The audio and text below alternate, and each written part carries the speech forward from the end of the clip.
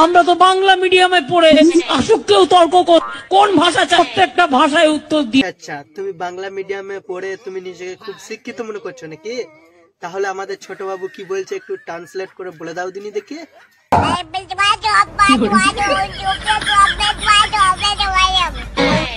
কি বল? আরে দিদিমা কি বলে দেখো দেখো দেখো, ভালো করে শোনো, দিয়ে বলো, ট্রান্সলেট করে আমাদেরকে বলো কি বললো। তুমি তো বললে যে আমি সব ভাষা জানি, তো ছোট বাবু আমাদের কি বলছে একটু ভালো করে শোনো, দিয়ে আমাদেরকে বলো।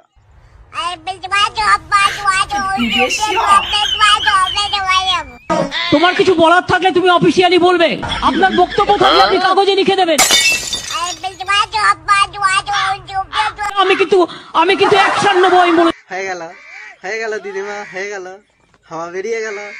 ওই জন্যই বলে বেশি বাড়াবাড়ি করতে নেই, ঠিক আছে? আপন লোকর ইয়াতে আই ময় বড় খুশি পাইয়াছে। দিদিমা তুমি এখানে এসে কতটা খুশি হয়েছো তা আমি জানি না, কিন্তু তোমার মুখে এইসব কথা শুনে না আমি গর্ভবতী, সরি মানে আমি গর্বিত হয়ে গেছি। বলছি যে দিদিমা এইসব কথা ছাড়ো, বলছি যে দিদিমা একটা কবিতা হয়ে যাক। ঘুমালো পাড়া জুড়ালো, বিজেপি এলো দেশে, সবার সবকিছু কেড়ে নিল, বাঁচবো মোরা কিসে।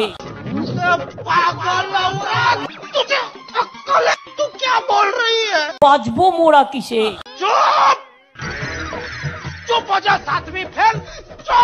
তুমি একটা মূর্খ, তুমি এইদিকে মোদি বলে খেলা হবে। দিদিমা তুমি কি করবে? 24-এ এমন খেলা খেলবো।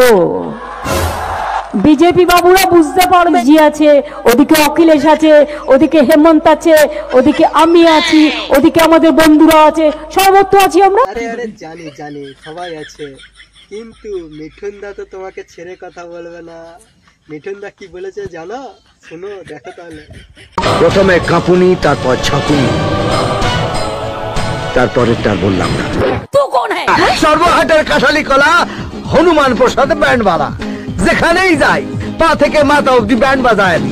বল তো কোন হ্যাঁ? আমি জল ঢোড়াও নই, বেলে বোড়াও নই, আমি একটা কোবরা, গোখরো আমি। তো বন্ধুরা ভিডিওটা শুধুমাত্র এন্টারটেনমেন্টের জন্য বানানো। ভিডিওটা দেখে যদি একটু হাসি পায় চ্যানেলটা অবশ্যই সাবস্ক্রাইব করে দেবে। চলো দেখা হচ্ছে নতুন একটা ভিডিও নিয়ে।